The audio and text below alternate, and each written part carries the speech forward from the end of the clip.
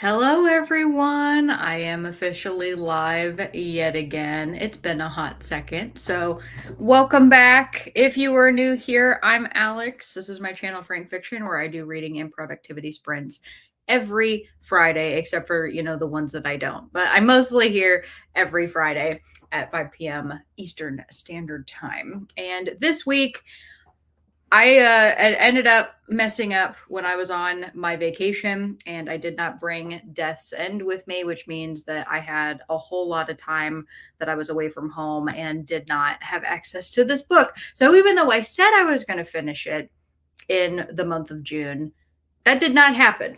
But I did end up finishing Guards along with some other books that I plan to talk about when I finally get around to my travel vlog that I did for my trip to Portland and to Crater Lake.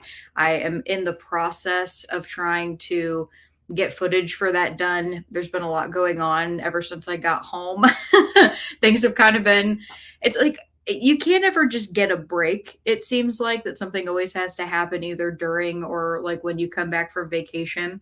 And ours was that first day back to work, Keaton's car broke down and had a malfunction, or excuse me, a misfire in his engine.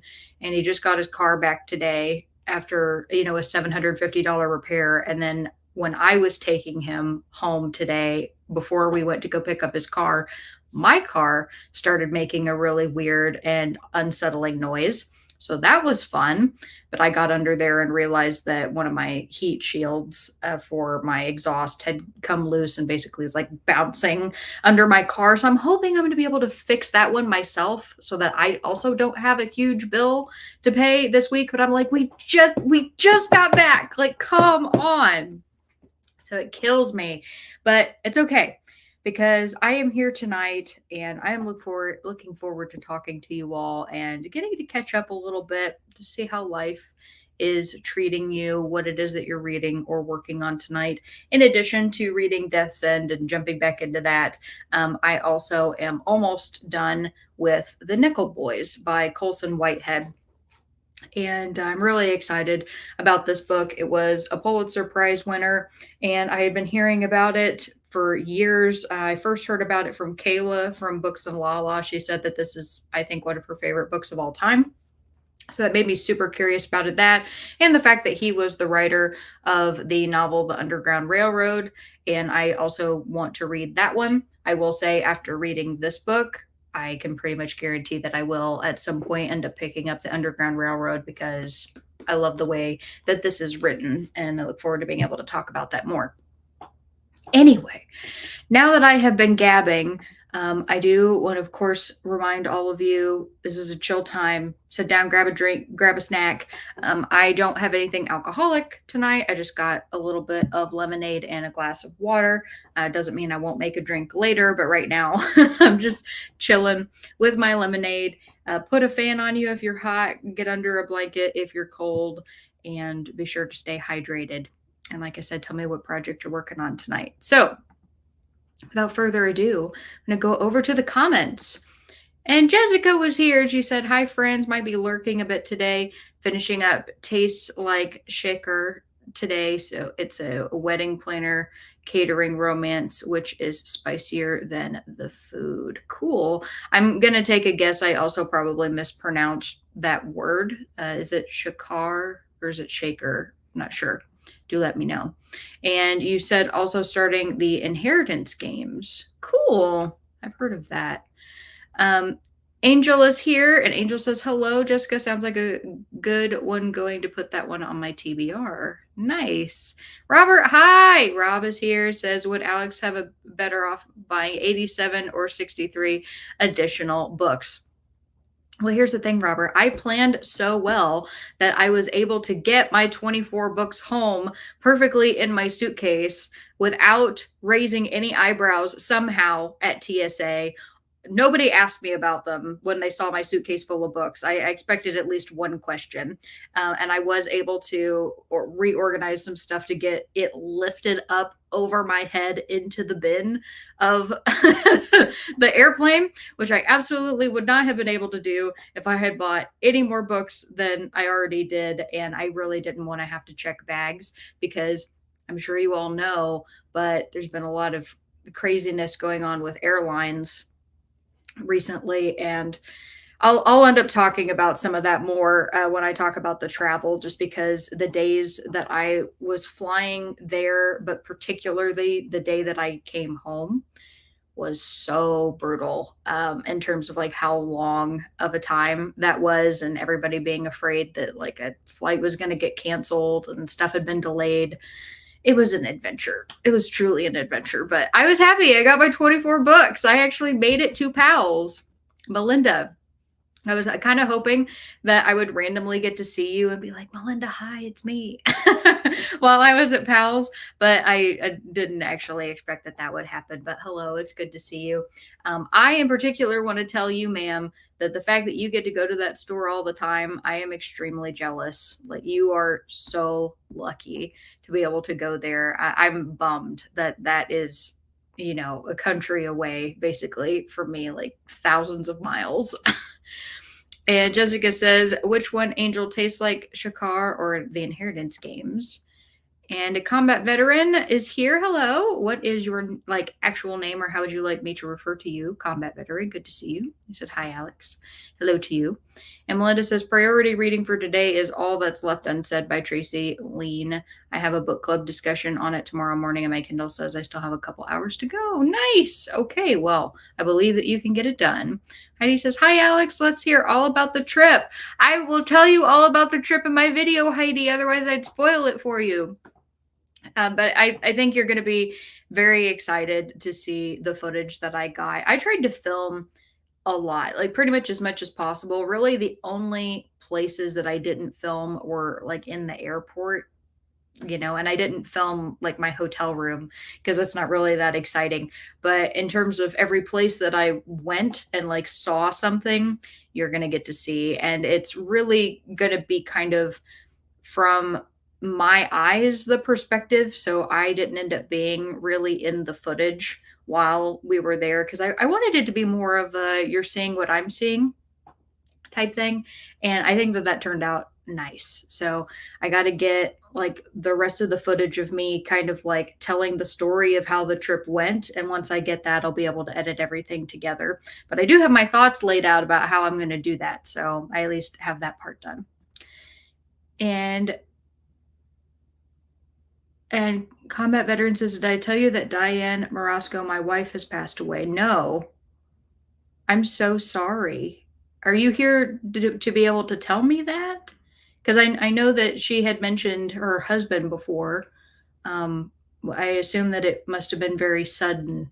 So I'm so sorry for your loss.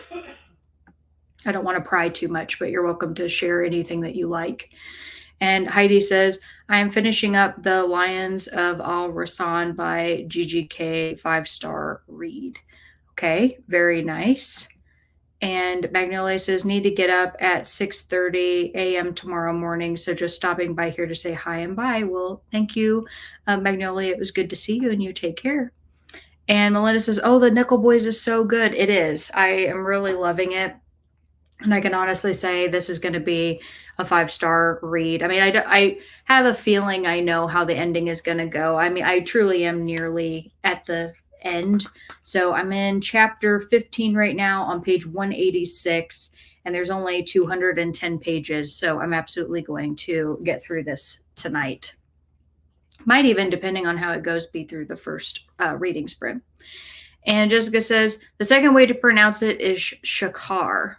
Shakar. Okay, good to know. Thank you, Jessica. And Jamie says, hi, Alex. Hello, everybody. Good to see you, Jamie. Welcome back after that little bit of a hiatus. And Heidi says, are you going to bump up Black Tongue Thief on your TBR? So excited to see it in the pictures of your suitcase. I'm hoping so, now that I have a copy of it, that I'll be able to get to it sooner rather than later. It's always easier to get to copies of books that I actually own versus either waiting for them at the library or deciding whether or not I want to actually get them. So it's a very positive thing that I own the copy. Faye says, hello, taking a break from obsessing on the Olympics to read something. Don't know what yet. I didn't know that you were a big fan of the Olympics, Faye. Do you have a favorite sport that you like to know about? I have seen highlights of things. I don't have cable and I don't have any way to watch live sports unless I like were to pay for a streaming service in order to do that. And so I've seen little clips of things here and there from the swimming and the gymnastics, which is really cool. I always really enjoyed gymnastics. And Jessica says, I'm under a blanket getting a head cold. Oh, I'm so sorry. Woke up with a headache, scratchy throat, blocked up, going to have a Lepsum soon. I hope that you end up feeling better. Keaton, unfortunately, is under the weather. He has been quite ill ever since we were in Oregon. And that's because we were there. We got there when the wildfires were happening. And I had actually asked the park ranger, one of them that was there, I was like, hey, so how long has this been going on? I figured he was going to say that it'd been like, oh, it's been like well over a month. He's like, oh, no, it was last week. I was like, you've got to be kidding me. We missed it. And the park, when we were there, the rating for the air quality was listed as unhealthy, and smoke is the only thing that Keaton is really allergic to. So he's still getting bloody noses and is having like breathing problems even after we've been back. I feel so bad for him, but he is starting to get a little bit better, and I'm hoping that with enough time he will recover. But he promised me if he didn't start getting better soon that he was going to go to the urgent care or the Minute Clinic or something, because he might need it. But I do hope that you get to feeling better. And Jamie says, got the new kitten settled in. Oh, nice. Have 4 now, and I'm expecting more soon. Distractions from reading, but so cute. Do you foster kittens, Jamie, or are they yours and then you just kind of keep them? I wasn't sure because I think you talked about like volunteering before with them, but I apologize if I'm totally wrong. And Stephen, hello, Stephen. Thank you for giving me your name. Robert says, clickbait, waiting for book trip info.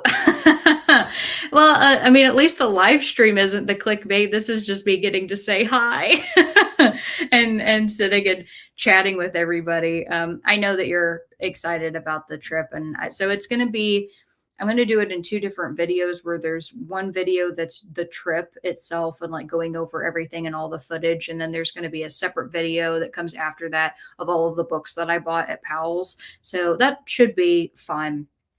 I can't promise when all of that's going to come out. Like, life is life and life is always lifing, which is why I can't get content out as consistently as I did when I first started my channel, but that's okay. And I appreciate that you all will wait as patiently as you can for me to be able to get back to that.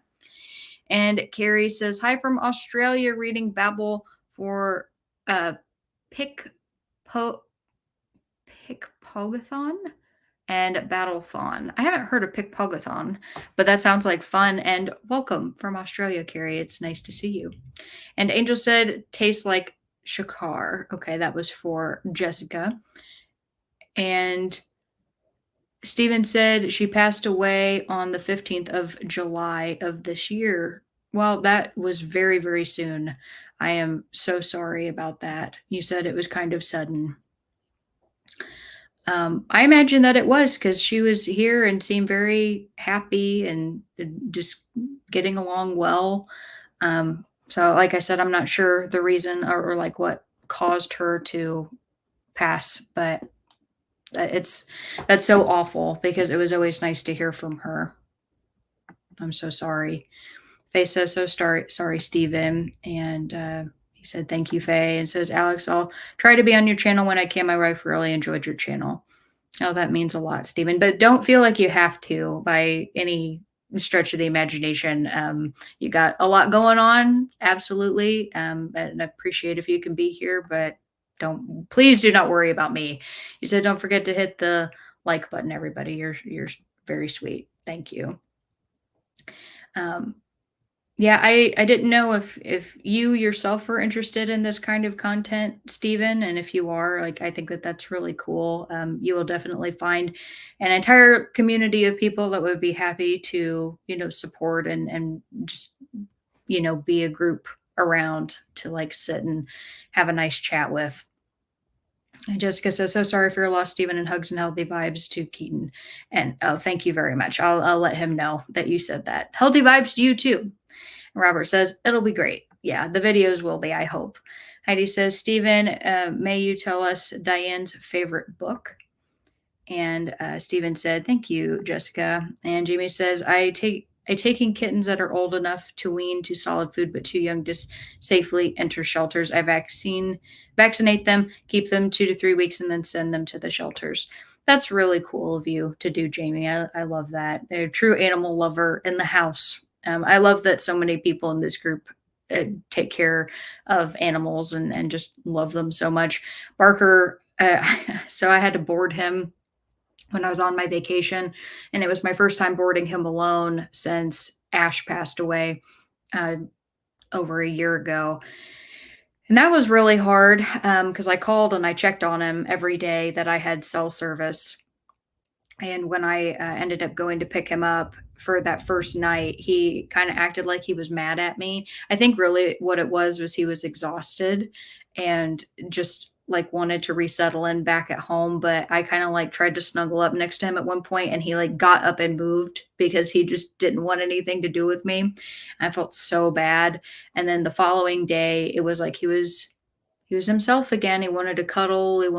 He's like acting perfectly normal now, other than the fact that he's still hoarse. And so his voice sounds real deep because he was just barking at everything while he was there. I hate having to board him, but I knew that it was the best thing because we were boarding him at his vet, and they love him and like play with him and take care of him all the time and everything. But God, I was so happy to get him back. I missed him a lot. I joked with Keaton. I was like, yeah, it's kind of like sending him to summer camp, while we were on vacation. But I wish I could just take him with us everywhere, but he would be too stressed out. Jessica says, Carrie, hello from across the ditch, aka in New Zealand, also reading my books for Pickpong-a-thon. That's awesome. And you said, Angel, yeah, it's a good palate cleanser, doesn't need too many brain cells, and the aunties are really funny. I love that. You gotta love good aunties. And Steven says, yes, my wife got me interested in world building, so I started the fantasy world building. That's awesome. That's really fantastic. Well, we are happy to have you here, and you are welcome anytime. And Faye says, I'm glued to the TV, 24-hour coverage and streaming for all the Olympics I can cram into my eyeballs. That's nice. Yeah, it's funny how many people now don't really have cable, so that's cool that you're like, oh yeah, I got the TV and I got the streaming and I'm going to get as much of it as I can. And Zach is here. Hello, Zach. Zach says, hi, I'm reading The Natural Way of Things by Charlotte Wood. Well, welcome to you. And I'm glad that you were able to make it. And Robert says, I picked up Garlic and the Witch, by the way. Yay! That's great. I just thought that was so cute. Truly my only complaint about Garlic and the Witch and Garlic and the Vampire is that they were not long enough. I just did not get nearly enough. They should have been like, in my opinion, like 3 times the length, and I would have been very happy with them. But they were so cute. And Steven says, I don't know what her favorite books were, though. That's okay. That is totally okay. It sounded like she read quite a lot, so there's probably a variety of things. But that is all right. And I do want to ask everybody what you would like your first reading sprint time to be. So we have 30 or 45 minutes, of course, as always. Most people tend to pick up, or tend to choose, excuse me, 45 minutes for the first one. So I already kind of got that loaded up just because I figured that's going to be what everybody wants. But go ahead and let me know. And I knew Melinda was going to come in first. Melinda said 45. Absolutely, I can do that. Jessica says Garlic and the Witch. Yes. Are you familiar with Garlic and the Vampire and Garlic and the Witch, Jessica? They're like little graphic novels. They're super cute if you want to pick them up. It's just a duology. There aren't any more than the two of them, but they're quite adorable. It's about a a little group of vegetable people that are being raised by a witch, and she like endowed them with sentience, and they're kind of growing up, and one of the characters, Garlic, has to like overcome her fears, and she goes on like a tiny like mini adventure, emphasis on mini adventure, but it's quite cute. I like them a lot. Robert says Jessica, so much fun. Yes, I think they are too, and the art style is amazing. That's why I was like, man, if only we could have gotten some more of those. And you said either I'm a disappear in an hour and a half anyway to finish tastes like Shakar. Okay, no problem. You do that. All right. Well, I got 45 minutes up on the clock. And I also want to ask everybody a question. I had a really good debate last night with Keaton about this one. So I want to see what everybody has to say, which is would you rather be more educated or live longer? And I can't wait to hear what all the rules are because apparently I have evil genie logic. But I want to know how everybody interprets this question and then why you ended up picking your answer. So just keep that in mind so that the evil genie within me does not come out. And Steven said, I'd rather watch movies than read. I really enjoyed the Lord of the Rings series. Oh, yeah.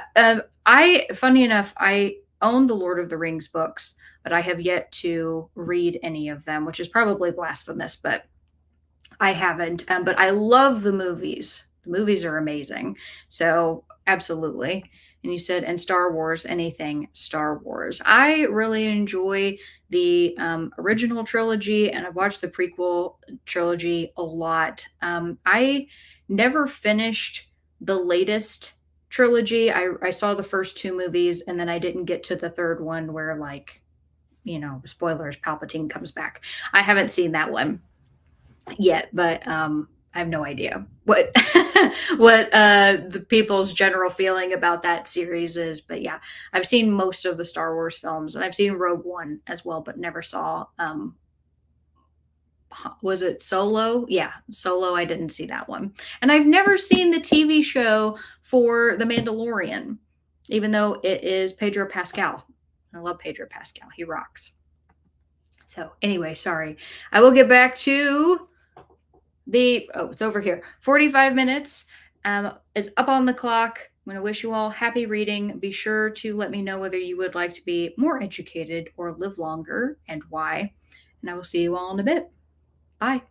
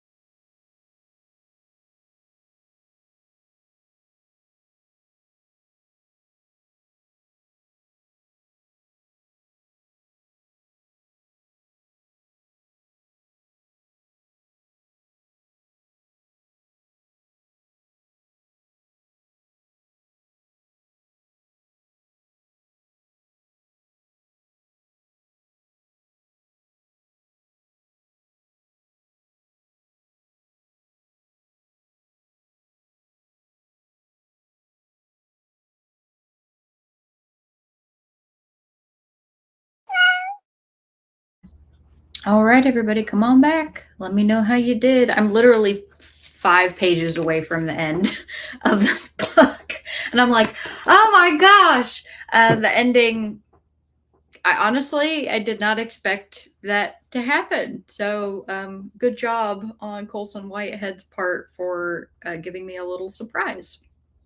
I appreciate that. So, before we left, I asked you all the question, would you rather be more educated or live longer?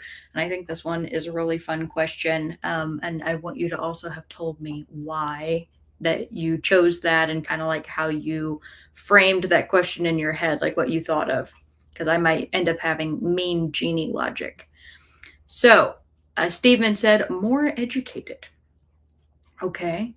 And he also said the Star Wars movie Rogue One goes after episode 3 and before episode 4.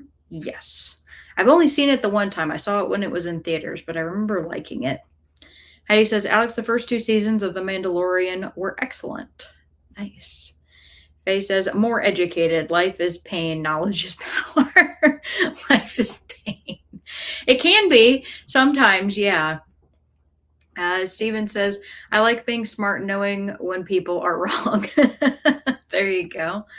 And Kat says, hey, Alex and friends in the chat. Good to see you, Kat. You said, I'm eating white beans and shrimp with brown rice while reading On Writing by Stephen King. Nice. That's a solid dinner, too. He also said, after I eat, I'll be heading to the South Shore to spend the night at my parents' house. Cool. Well, I hope that you have a lovely time with your parents. And he says, would you rather question, your would you rather question reminds me of Flowers for Algernon. Yes, that was a really good book. I read that when I was in high school. I think I was a sophomore in high school. And that book has stuck with me. And Nicole, hello. Nicole says, hi, Alex. Just realized it's Friday. Hope you're well. I am doing okay, Nicole. Thank you so much for asking. It's good to see you. He says, cooking pork chops for hubby to use in stir fry. Oh, that sounds tasty. I'm going to be jealous of your stir fry. You said, hi, Kat, Heidi, and chat friends. And Jamie says, as long as I can also remain healthy, I'll take the longer life. I read enough that I can keep myself educated. So you're bringing up the first part of my mean genie logic, which I looked at Keaton and I said, just because you can live longer does not mean that you would necessarily have a better quality of life. Like, do you want to be 125 years old with the health of a 125-year-old? And this is kind of what sparked the entire conversation, because he's like, well, I didn't realize that you were going to be mean about it. It's like, well, realistically, just because you live longer doesn't necessarily mean that you're healthy. My take on this one, funny enough, is that it never hurts to be more educated, even if the Dick Genie only gave you useless knowledge, things that weren't really that helpful. Like, it's not going to hurt you to know more, but it might not be great to live longer. So that's where I'm coming from. If I could choose which knowledge I could have, I would choose like practical knowledge, practical skills to be able to just have flooded into my brain and be able to keep, hopefully. And Zach says, more educated. Educated adds depth to life. I'd much rather have fewer, deeper experiences than a very long 2-dimensional line of them. Yes, I would agree with that. And Kat says, hey, Nicole, yum, pork chops. I agree. Heidi says, Nicole, do you have any more music finds? I love Say Something. Gaz says, I would rather live longer as long as I have good quality of life and my mind is intact. Yeah, that's the only part of that, right? Got to have a good quality. Heidi says, hi, Kat. Did you get the perfect beach day? Yes, I hope that you did. And Heidi says, Alex, I recommended to Kat to read Weird Sisters. I think she will love it. Yeah, you absolutely will. Weird Sisters is a fun one. I'm very happy with Guards, Heidi. I enjoyed it. I still have the link from you in my email. I need to go and watch that episode that you sent me. I haven't gotten around to it yet, but I have not forgotten about it either, to hear what like other people have to say about it. But that was, especially after my experience reading Pyramids, I was super happy for Guards to be back in the swing of like my regular Pratchett love. It was just, the characters were so fun, and there were a lot of really good puns in that book. And Rob says, if I could instantly become better educated, I'll take that. Someone will say, live longer so I could come up with a magic potion to become better educated. Yeah, when I brought this up to Keaton, he said, well, as long as you invest during your longer life in learning more, then you will automatically be more educated. And to me, the whole like quality of life thing is what I get stuck on every time. And I don't, as this might sound really weird, I don't necessarily want to be super old. Like I want to get to the point in my life where I like am living independently, and then when that point passes, I'm like, you know what? I would be okay after that because I want to be as independent in my life as long as possible. So that's another reason why I'm going to pick educated. And Kat says, hey, Heidi, I have perfect pockets of beach time, especially in the evenings when it was much cooler. We didn't spend tons of time on the beach because it was so hot. Yeah, our weather has been wild in the US right now, just across. I mean, having been now on, the other side of the country, I can confirm that the weather everywhere is kind of weird. Emily says, hello, all. Education knowledge begets more education and knowledge. Also, hi, Emily. Sorry, I meant to say hi. So I care more about starting that cycle than living a long time. That said, I would rather live an ignorant life than die young. Okay, that I like that take. That is fair and solid, Emily. He said, attempting to finish The Wicked and the Divine graphic novel series before heading out to a movie in the park. Oh, that sounds like fun. Which movie is it? Keaton and I were talking about maybe going out this weekend to go see the new Twister movie because I'm a huge fan of the original Twister and I'm skeptical of the new one. And that's putting it nicely. But I'm also hopeful, so we're thinking about going to go see that. Bubby, did you finish your? Oh, I gave him a new bone, and he's got like this nubbin in his mouth. Let's see. Can you see his little nubbin? How are you, bub? Is it tasty? Is it tasty? He's playing keep away because as soon as he has something, he's like, "Are you going to take it away?" Even if I have no intention of taking it, he just sticking his tongue out. No, bub, just go lay down and eat it. Daddy's out there sleeping. You don't need to go disturb him. Okay. Heidi says, Emily, yes, I think sometimes ignorance is bliss. Sometimes it can be. And Nicole says, more educated. Learning is fun and life can never be long enough. Yeah, that's true. Teresa, hi. Teresa says, hello, Alex and everyone else. Good to see you. Robert says, hello to Teresa. And Kat also says hello. And Vanessa, hi. Vanessa says, hey, everyone. Hello to you, too. Kat says hello. And Vanessa says, how's it going, Kat? And Kat says, good. How about you? Vanessa says, not too bad. Well, I'm glad to hear that. Hope life is being kind to everyone as much as it can be right now.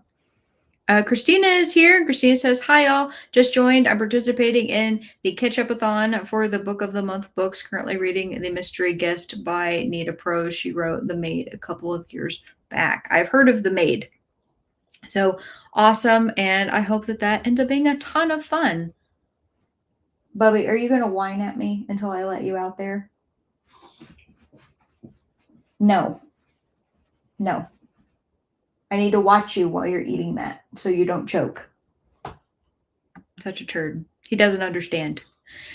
Christina says, educated for sure, the more you know, a public announcement that would play during Saturday morning cartoons in the 70s and 80s. Yes, I know what you're talking about. The more you know. Faye, it's with the shooting star, right? I love that one. Faye says, I read 22 pages of a Voltaire story. Okay, nice. Voltaire was a satirist, if I remember correctly. I haven't read any of his works myself, but I had a friend in college who really liked him and talked about him all the time. And Vanessa says, I would rather live longer. Okay, good to know. And Melinda says, more educated. And Zach says, no reading that was a laundry and shower sprint. Still very productive. Always good to feel clean. And Melinda says, because education helps to have a better standard of living, I wouldn't want to live longer if the longer part had a low quality of life. Yes, exactly. Thank you for that. And Nicole says, Faye, are you reading Candide, which is the one I know of by Voltaire? And Christina says, unless living longer means long enough to see colonization of Mars, then I'm down for living longer.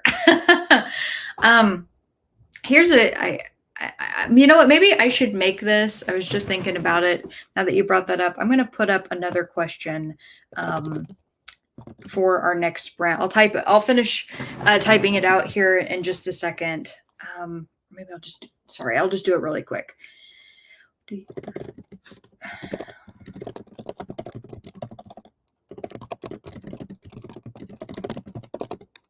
Okay, I got a fun one. Now that you've inspired me to write this one, Christina. So I'll put that up here in a little bit. Let's see. Oh, there we go. And Nicole says, hi, Vanessa, Christina, Zach, and Melinda. And Robert says, Alex, trade paperbacks. I picked up 4 to 7 of Something is Killing the Children.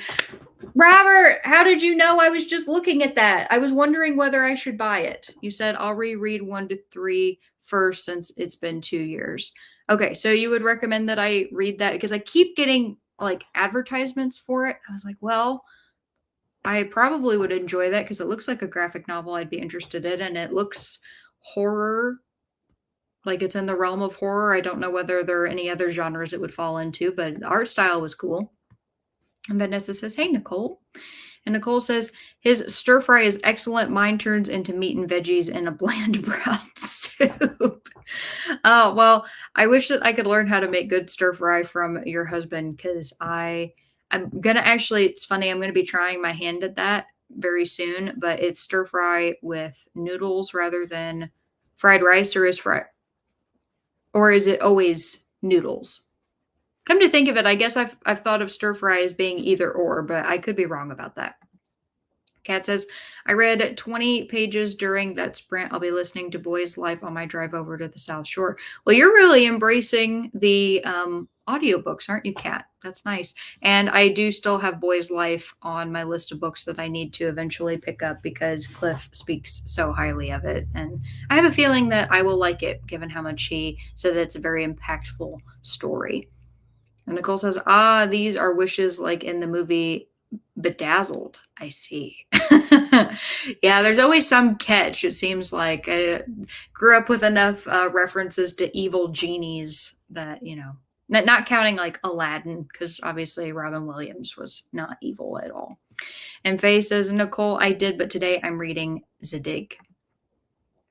And you said it's a collection of his stories. Okay, cool.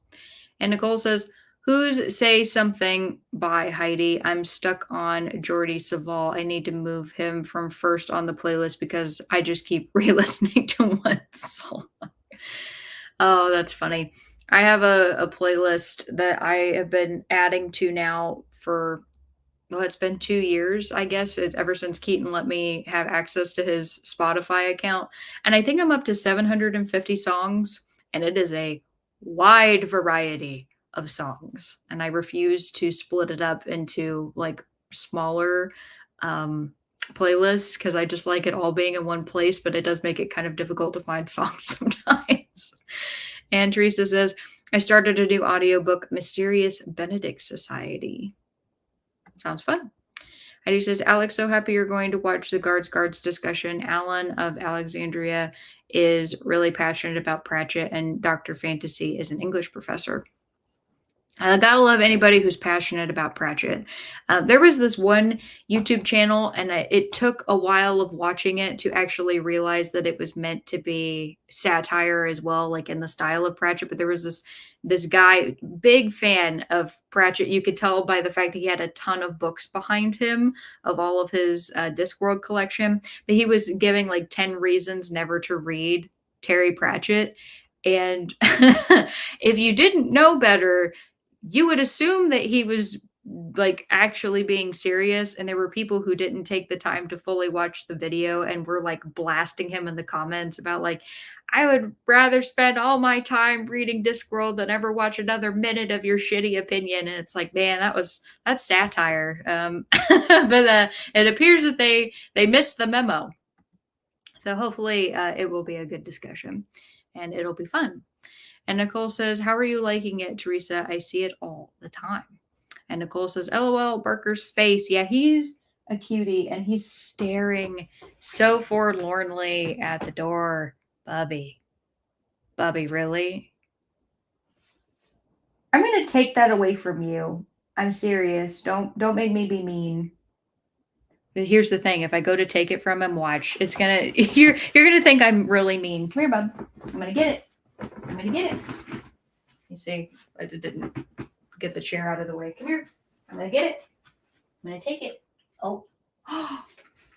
He actually dropped it on the first try and I didn't even have to ask. Wow. I see. You're on camera, so you're being nice to me. I see how it is. Well, now you can go out, bud. Go get a drink. Go get it. Are you waiting for me? Go get a drink, bub. You're okay. I wish I understood what was going on in his brain. He's begging me to go out there and I'm not giving it back. I'm not giving it back. You can have it back tomorrow. And Robert says, Bill Paxton, game over, man. Oh, I love Bill Paxton. Keaton and I were actually talking about that today, about how sad it was that he wasn't going to be able to be in this new Twister movie because the lady, why do I keep forgetting her name? Ellen Hunt. Thank you. You just shouted it from the other room, Ellen Hunt. I thought that they were both fantastic. They had such amazing chemistry in that film, and what a bummer it is that they don't get to come back in this one because I'm pretty sure that she is making a reappearance. Bill Paxton rocked. He was so fun. And Jamie says, I love how his ears go up when you're looking away and drop again when you look at him. He's such a turd. Now, his ears will go up sometimes when I'm like, Bubby. And he'll like, but a lot of times, yeah, he gets that. He likes to play his cards with me. He knows that I think he's really cute. And so he'll try to like give me the big eyes and that, the whole sad look to get whatever he wants. Plays me like a fiddle, but I try. I try to be not like stern with him, but disciplined, which is harder than you think. And Kat says, I'm hopping off. I'll try to hop back on once I get there. Well, have fun, Kat, and safe travels. And Nicole says, Heidi, Grand Vols is great, though. Nokia definitely ruined one part of the sun. I don't get that reference, but... Oh, the song. Okay, one part of the song. Got it. And Heidi says, Nicole, I will check it out. Thank you. And Teresa says, Nicole, so far so good. Glad I'm done with The Ferryman. It was good, but not great. I'm pretty sure I've heard of The Ferryman, and I don't remember whether I have a digital copy of that. Or no, it might have been, I think it's one very similar. It's called like The Boatman or something. So never mind. Completely disregard what I just said. And Vanessa says, stir fry can be noodles or rice. We make it both ways. Okay, good. I'm glad I have not lost my mind. So we're making the noodle version sometime this week or weekend. And Teresa says, your brown soup doesn't sound very good, Nicole. Nicole says, it's either or. He makes the meat and veggies and then either puts it over rice or noodles, depending. We have it over steamed rice, not fried rice. That still sounds delicious. Rob says, something is killing the children. Erica Slaughter is the baddest of badasses. Okay, you have convinced me. I am intrigued, and I will look to see because I can buy books now. Oh my God. I still have to keep myself in check, though. I don't want to go back to what I was doing before I did my book ban, but it is really nice to actually realize that I can go to a store and I can get a book if I want to. It's a lovely thing because I doubt that my library would have copies of those, but maybe. So maybe I should check first with the library and see if they have any that I could get on loan. And then if not, maybe they have some copies at Half Price Books. And Nicole says, it's not good. Thus hubby makes the stir fry. And you said, my son just learned that you can burn music onto CDs. His graduation car has a CD player. He's in heaven. Oh, that's so cool. Congratulations to him for graduation car. And you said, so while you're building a playlist, he's compiling CDs. Yeah, Keaton has started going back to older forms of media as well. Like he's a big collector of vinyl and CDs, and he's been putting the music from his CDs on his computer, and it actually has like this little. It's like a hi-fi walker or some type of little player that he took with us when we were on vacation. And I was so grateful for that little thing because when we didn't have any access to, the internet, no cell towers, no nothing, and I really needed something to kind of like tune out the world. He had some lo-fi, he had Eminem and a bunch of other artists on there, and I was able to listen and enjoy. And it was really cool. It took me back to the days when not everybody was listening to Spotify, God, Spotify, but we just had iTunes, and things like that. So I don't know. It made me kind of nostalgic. And he says, Nicole, say something is Oh Wonder, who you mentioned in one of your videos. And Nicole says, Oh, yes, sorry, no one ever references them, so I never think that's who people mean. And you said, Heidi, I can share my son's playlist of favorites sea shanties. Oh, I have some sea shanties too. They're very fun. And you said, What were you doing before the book ban? I was just buying too many books. Like I would see stuff and, I might buy, I don't know, 3 or 4 books a month, but then I had like this huge backlog of books that I had on my shelves and I wasn't reading fast enough to keep pace with the number of books that I was buying, which is why I instituted the ban in the first place so that I could take more time to actually get through some of the books I already own and spend more time, appreciating the local library. I'm still super happy that I did that. And I told Keaton it would be very easy now that I have been to Powell's to like slip right back into the old habits that I had. Even after a whole year of being good, it would be so easy to slip right back. And I'm like, no, I'm still going to be reasonable about it. I'm going to be dedicated. But if I have something I really want to get, I can't get it from the library, I don't already own it, I might let myself buy it. So we'll see. And Faye says, "Congratulations on getting your life back, Alex." Yes, I was so sad before. Not really. Honestly, I was very happy for that year, and it taught me a lot. And I hope those skills and everything are gonna stick with me. We'll see if I slide backwards. And Teresa says, "The Ferryman" by Justin Cronin. Okay, let me look up that. I'm gonna see the cover really quick because as soon as I see the cover, I'll know whether it's the one I'm talking about or not, but I'm pretty sure. Let me see. No, it is not the same one that I was thinking of. So the one I was thinking of was, I'm pretty sure, like The Boatman or something like that. And Heidi says, Alex, do a poll with a few of your new books and we can pick one for you to read this month. Well, that's a fun idea, Heidi. I like that idea. I'll make a note for myself so I don't forget. Where are my cards? Where's all my stuff? Why is everything such a mess right now? Oh, that's right, because it's me. So let's see. Poll books. There we go. I shall. Thank you. And don't forget, everybody, that we are doing the book club for Neverwhere at the end of August. So I'm very excited. It's the last Thursday of the month. And I will be reading this probably I'm going to take a guess, probably during my next live show that I have. And I'm really excited. Heidi, I know you're not a fan of Neil Gaiman, but I am personally very excited for this. So that's going to be a ton of fun for me. Nicole says Eminem to tune out the world. Yeah, he just came out with a new album. It had been a long time since he had released one, and it's called The Death of Slim Shady. And the entire narrative of the album, Keaton could tell you all about it because it references a lot of his older work. So it's kind of an album more for people who are big fans and have been for years and have like watched him evolve over time.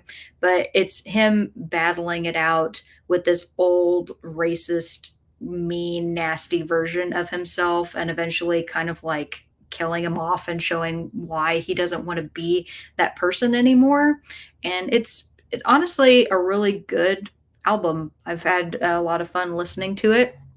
if you take the time to actually go through the whole story and the whole narrative to listen to it, because if you hear the first songs, you're like, oh, that's rough, like in terms of what he's talking about. And then the further on in the songs you go, you realize the story that he's trying to tell.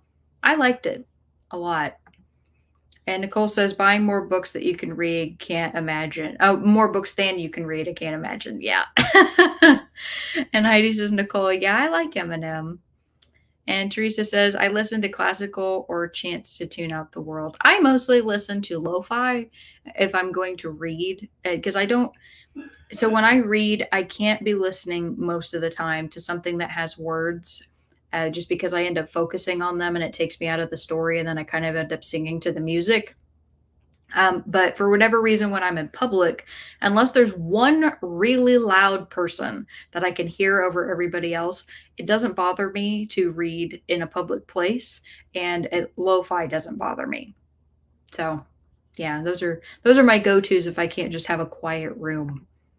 And Nicole says, "LOL, me too, Heidi. Just not what I wind down to. He's my hype guy." Yeah, yeah, that's fair.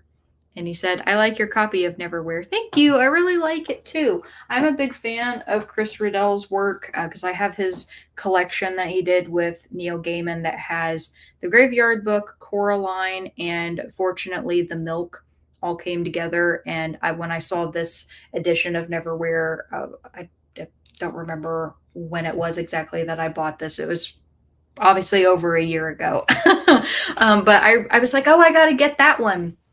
The cat is reading the one that doesn't have illustrations in it, just in case anybody doesn't have that copy. And Storm's here. Hi, Storm. Storm says, hi, everyone. And Christina's here too. Hi, Christina. She says, hi, Alex. Lurking and listening to books with my son. We just finished Clockwork Prince and then started Clockwork Princess. Oh, so fun. I never read those books, but I know that they were very, very popular. So remember to hydrate and hug the like button. Yeah, thank you for the reminder. I'm going to get some water really quick.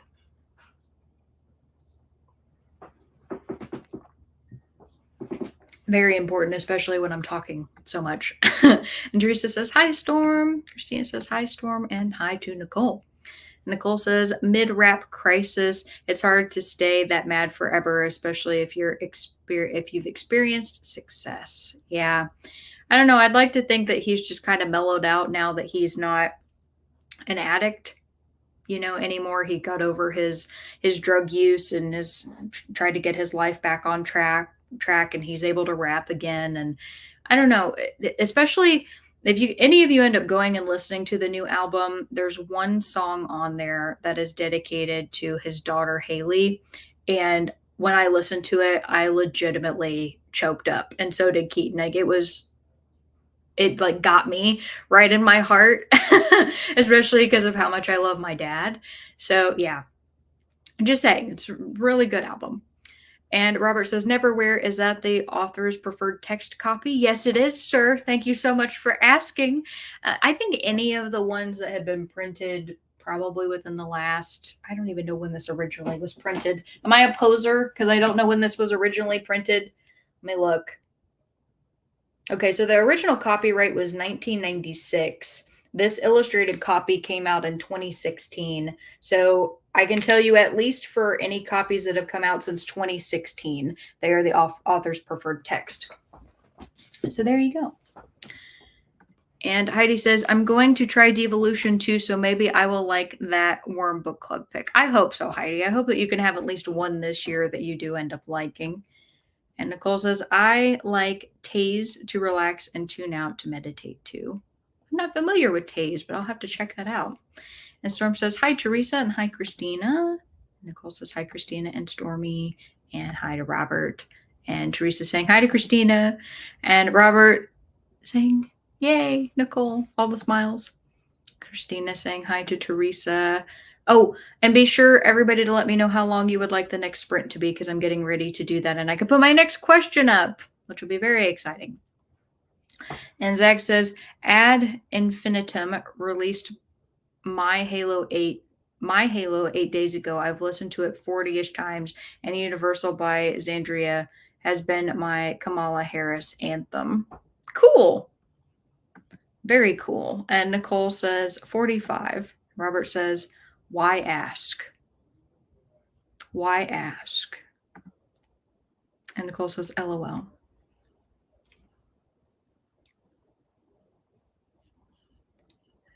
Well, it was a good reason to ask, Robert. Sorry, I was like focused on something else. It was a good thing that you asked because that's the one that we want you to read. So very important. And Melinda said 45 as well, and Robert's laughing at me. Like normal. That's what I have come to expect and what I appreciate about Robert.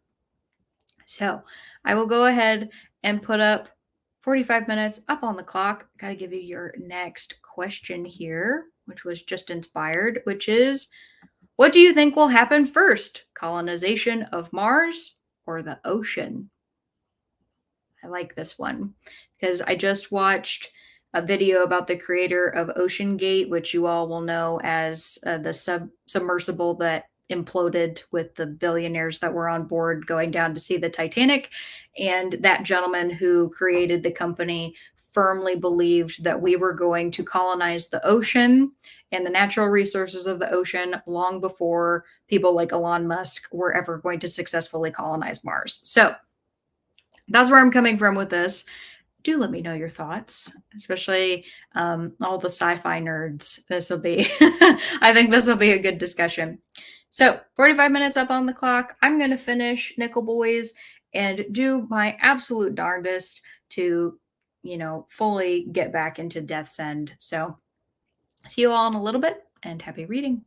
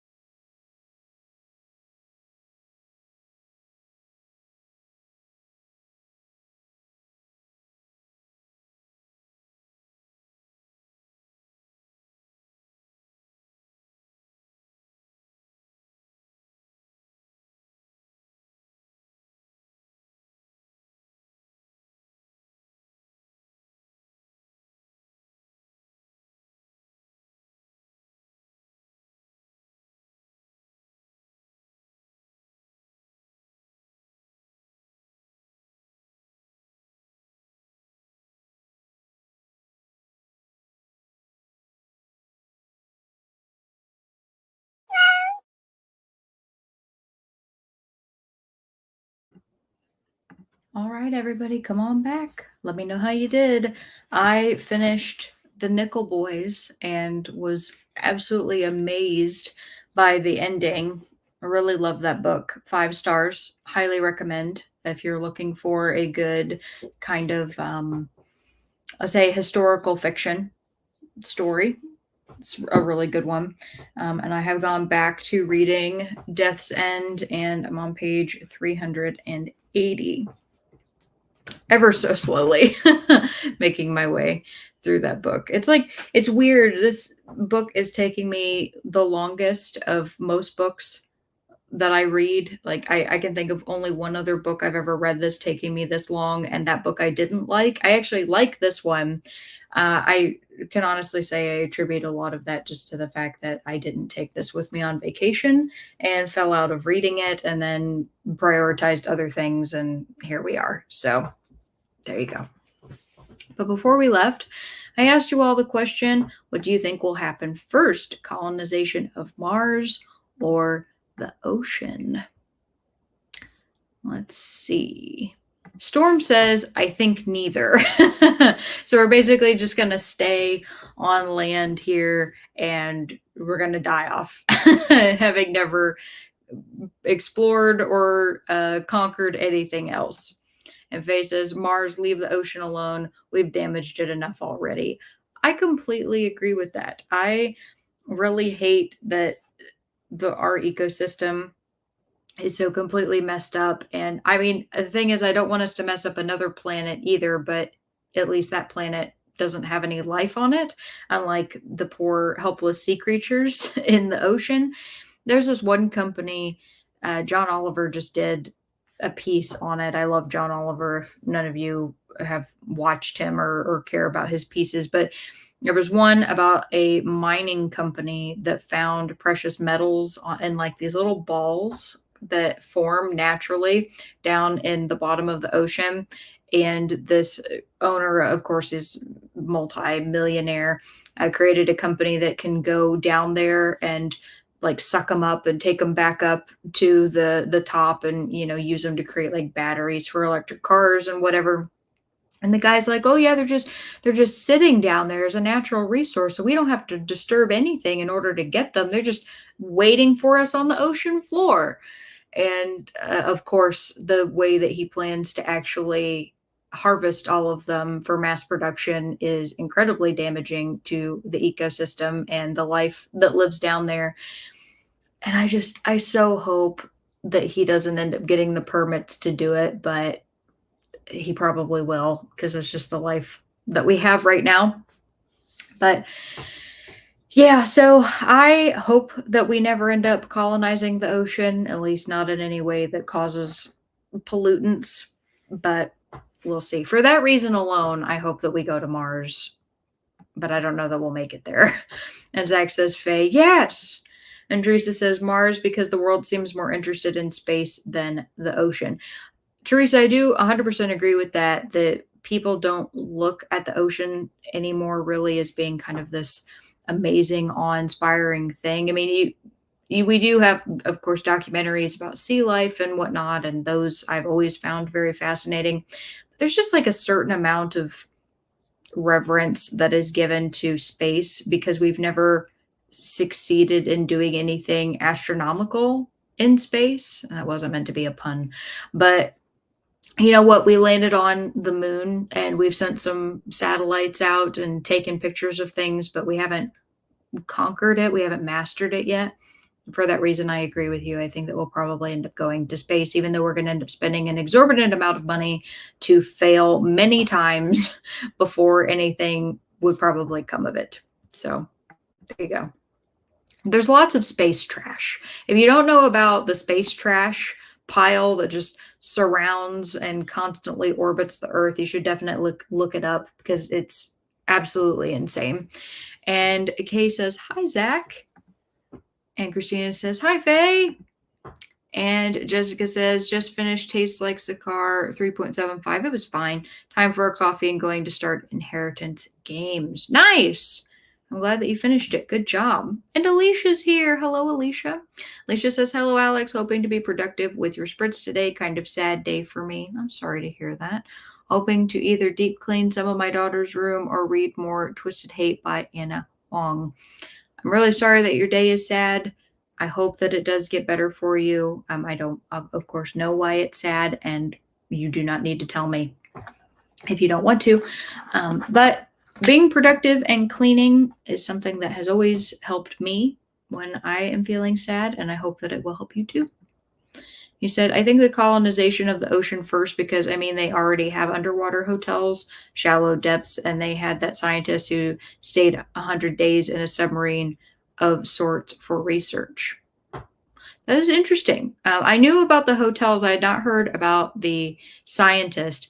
Keaton just recently told me that Microsoft was doing this test. It's like some project that they have going on right now to find out if they can put computer servers in the ocean because the water keeps the servers cool rather than trying to keep them on land. And apparently it was very successful. So there's the potential that we're going to start putting computers in the ocean too. So, that's coming. And Teresa says, I just started reading The Underworld Journey to the Depths of the Ocean. Ha ha, by Susan Casey. The ocean fascinates me. Yes, I also think the ocean is fascinating, and I am deeply terrified of it, but in like a respectful way, not a I don't want anything to do with it way, but just I look at it and I think about all of the life teeming within the ocean and everything in it that can kill me, and the fact that I cannot breathe water. And I'm like, you know what? I'm good, but I don't want anything to happen to it. I think the ocean is a magnificent place. And Melinda says colonization of Mars because the amount of money spent on ocean exploration is minuscule compared to what is spent on space exploration. Yes. So I'm very fascinated that a lot of people are thinking about the monetary expenditure of space at the moment. And Robert says, I don't think we will be on Mars anytime soon because the planet is contaminated by toxic perchlorates. I'll go with the ocean.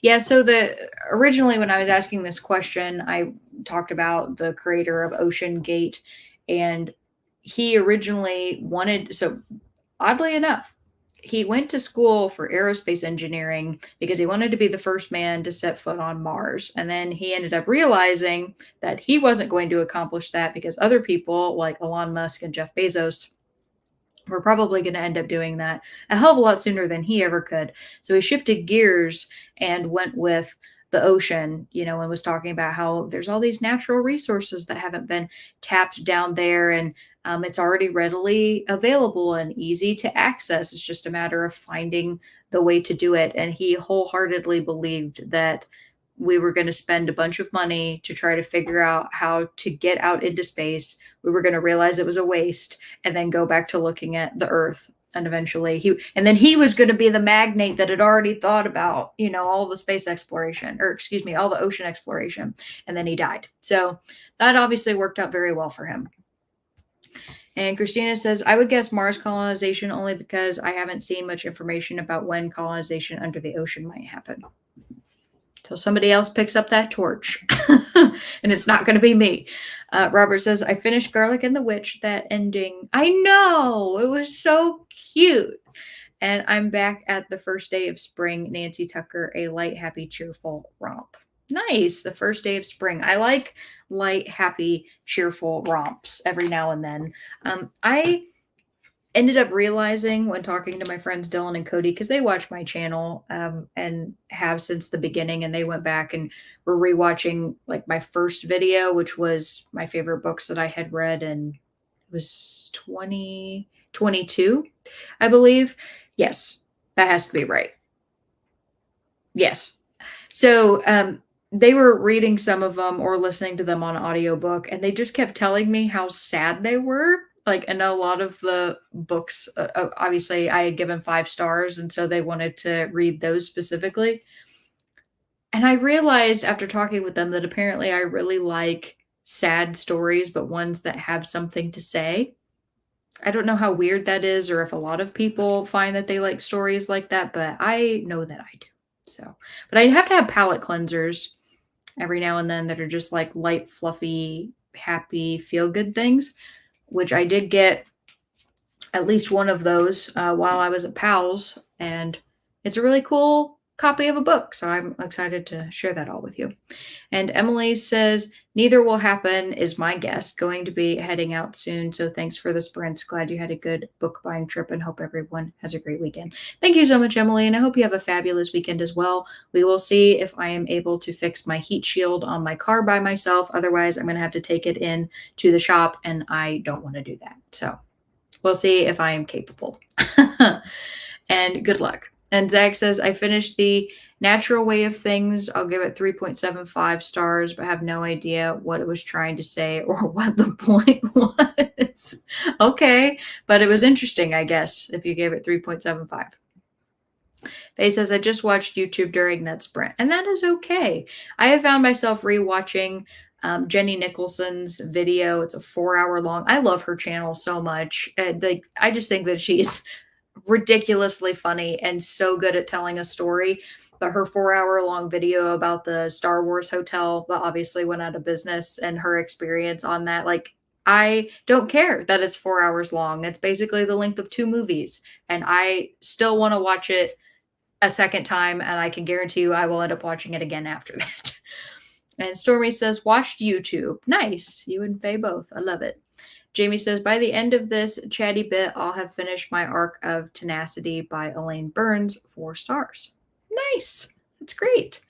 Jessica says, I got 13 pages into my book, interested to see where it goes. I know there's some kind of competition game to inherit some mansion. Ho ho. I wonder what we would do, like us individually, if we suddenly just got a bunch of money. I mean, I know that we've talked about that a little bit on my sprints, because I've asked before about like, oh, what would you do if you win the lottery and things like that. But I actually wonder what I would do, because people always say that they would do certain things if they inherited a lot. But I wonder how many people would like truly give away to like charities and stuff. I do know I would do that. Every month I donate to the Humane Society and like no-kill shelters. And every year with my job, I've been one of the lucky people. I don't know how I've done it every year, but they randomly give people $500 to just donate to whatever charity they want. And not every employee gets it, apparently, except for me every year. And I always end up donating to the Humane Society. So yeah, I don't know. I would definitely be doing something to help animals. And Robert says that planet doesn't have any life on it. I think the Martians would disagree. I would say unless that they're buried somewhere underneath all that red sand, they probably don't need to worry about it.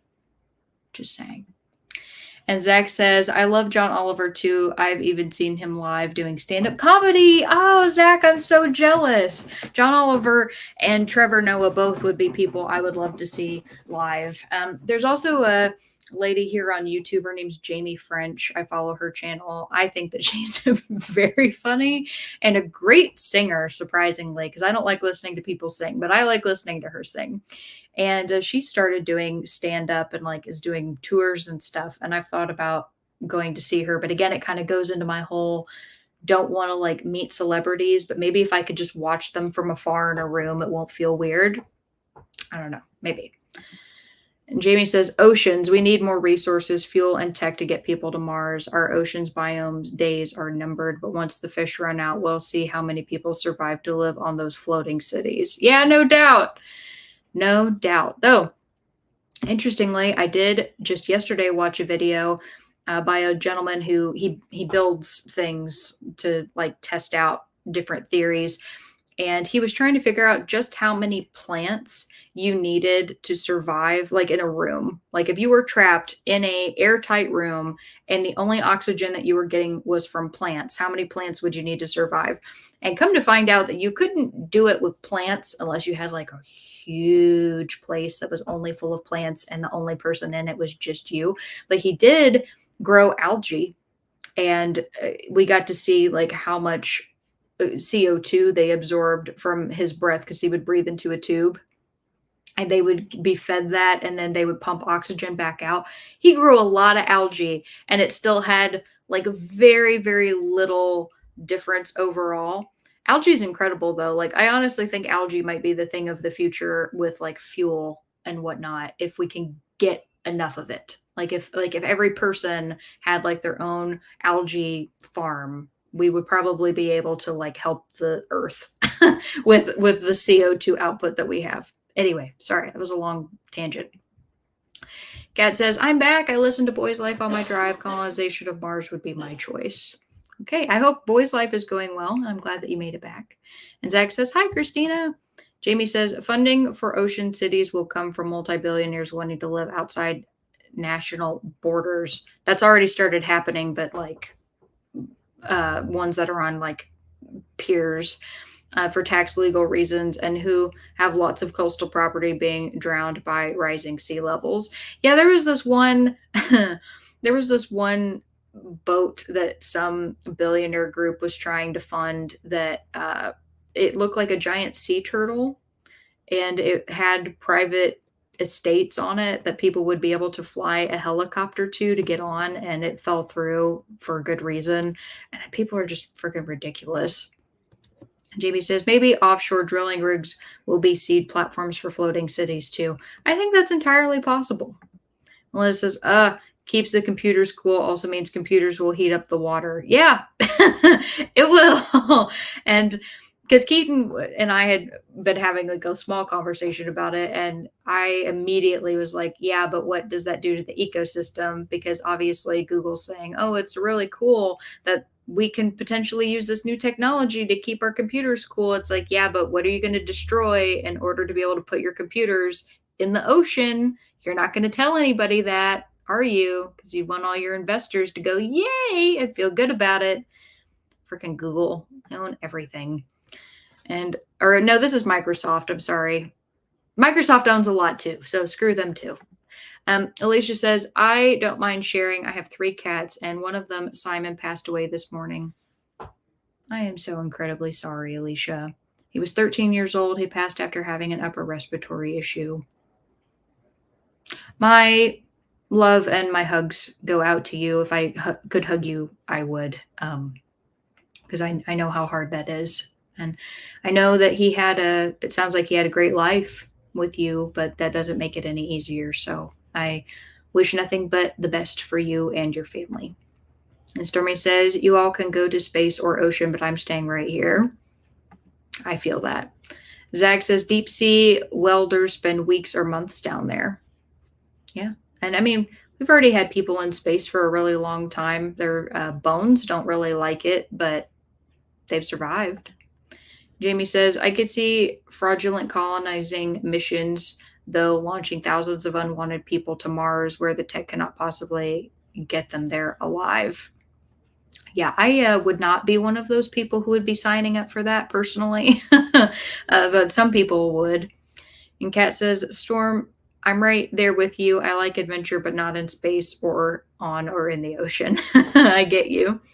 And Zach says, the natural way of things was supposed to be a sad book with something to say, but it wasn't near as brutal as I thought it would be, and I still don't know what the point was. Yeah, there does have to be a certain amount of brutality that goes into a sad book that makes it meaningful. I don't know what that says about us, but I completely agree with you. Zach says, my favorite thing John Oliver said was, I love Wednesday crowds. You're actually here to see me, not just a bunch of random people looking for something to do on a Friday night. Oh, he's so good. I love him. And Kat says, Alex, I can't wait to see all the new books you brought on your adventure from Pals. Yes, I'm excited to show you what I bought as well. I'm just sorry to everybody. I have to give myself grace in this because I feel that drive to like, I got to get out my content. I got to like make this video. I got to do this. I got to do that as soon as possible. And I still want to. I just can't do it as fast as I am like driven. And so I'll do it as fast as I can. And I hope that you all will still be interested when I get it out. Cass says, does this mean your book buying ban is officially over? Yes, it is. And funny enough, as this was what I was mentioning earlier in the stream, I almost started sliding right back into my old habits because I already had other books I was really interested in buying other than just the 24 that I bought while I was at Powell's, especially because, and this will be part of the story too, not all of the books that I wanted to get were at Powell's. So, you know, there's still that desire to get some of these other ones that I haven't bought yet. And I almost just caved and just got them when I got home, and I haven't done that. I have not done that. I'm trying to be a good noodle, as I like to say. We'll see how long it lasts. Alicia says, thank you for the virtual hugs. I'm in the process of making a memorial tribute video and telling his whole story. I think that's a great idea, and I love that. And hopefully that will be a very healing process for you. Kat says, Alicia, I'm so sorry about your sweet Simon. Hugs and much love to you. Yes. And Alicia says, thanks to Kat. And Robert says, chocolate swan fountains for the company events come before content for the loving fans. We understand. I wish I could get a chocolate swan fountain for my work. Honestly, Robert, you're making me want to get like some sort of fondue fountain, but I can immediately just see somebody complaining about germs, and I don't know. As long as you don't stick your whole hand in it and you're not like, going under like the fountain and just opening your mouth to get all the chocolate, I would say it probably shouldn't be that big of a deal. I don't know. Maybe I'll float that by my manager. That would actually be kind of hilarious. And if I did ever get one, I will take a picture of it and I will show you all that here. Yeah, I have events coming up all the time. It seems like I got back and immediately jumped into work and had to start thinking about my events again and sending out invites and stuff to people. And I'm like, damn, it never ends, except for that one week that I got to be gone. Well, 1.5. I took a little extra time off of work, which was nice. And Kat says, I'm here for your content whenever you put it out, Alex. Thank you very much, Kat. I really appreciate that. And I was telling him again about our book club coming up at the end of the month. So I know that I'm pretty sure I've already started it. You've probably already finished it. I will be reading it soon, probably in the next week. And Jessica said 45, call him 45 minutes. You got it. And Robert's saying 87, mostly because he just wants me to buy 87 books. But here's the question, Robert, is the 87 minus 24 for the books that I already have to make a total of 87? Or are you like, you know what, let's just get 87 more books on Alex's shelves that she can't fit? I think you work for the bookshelf industry. Like you have some deal going on where you're going to try to sell me some shelves. And that's really what this plot is all about. And Robert said, no. I believe that's the reason now. That's why you want me to buy so many books.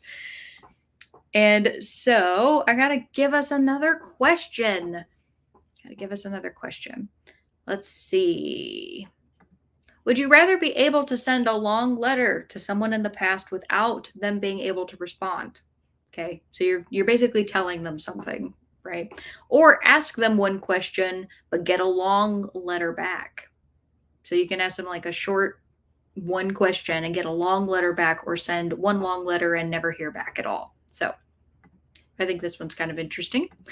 And Kat says, I'm starting Neverwhere when I finish Dark Matter, which will be tonight or tomorrow. Woohoo! Kat, are you liking Dark Matter? Please tell me that you are. I really hope so. It's one of my favorite books.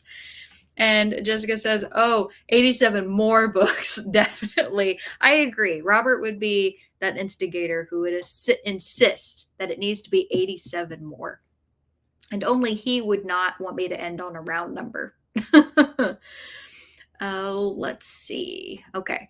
So be sure to answer that question. And also, who would you write to in the past? That was not part of the question, but I need to know that as well. Who would you write to and what would you say? And Kat says, I'm loving Dark Matter. Yes! Success! I'm so happy about that. That's amazing. You're gonna be floored by everything that is to come if you haven't gotten most of the way to the end yet. So I'm excited about that for you. His books are ones that I really wish I could kind of wipe my brain and go back and reread because they're just so amazing. Given enough time, I'll forget a lot of it anyway, so I guess that's fine. So 45 minutes up on the clock. Be sure to answer that question. and wish you all happy reading. See you in a bit.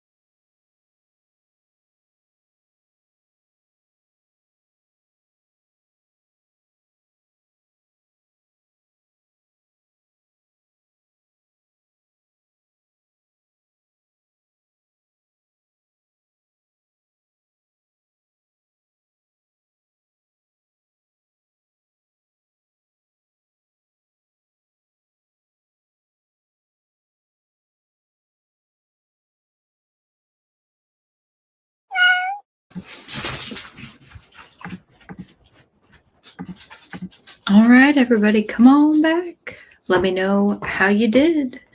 I made it to page 404. So I officially crossed the 400 threshold, which is awesome. Makes me very happy. And hoping you all have made good progress in your books as well. Swank is here and says, hello, everyone, and hello to you too, Swank. Robert says, hello.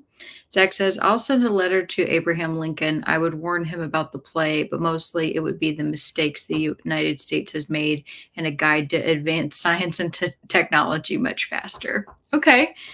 Are you not afraid of the implications of changing the course of history by, warning about his imminent demise? Could things have turned out a lot worse if Abe Lincoln hadn't died at the hands of John Wilkes Booth?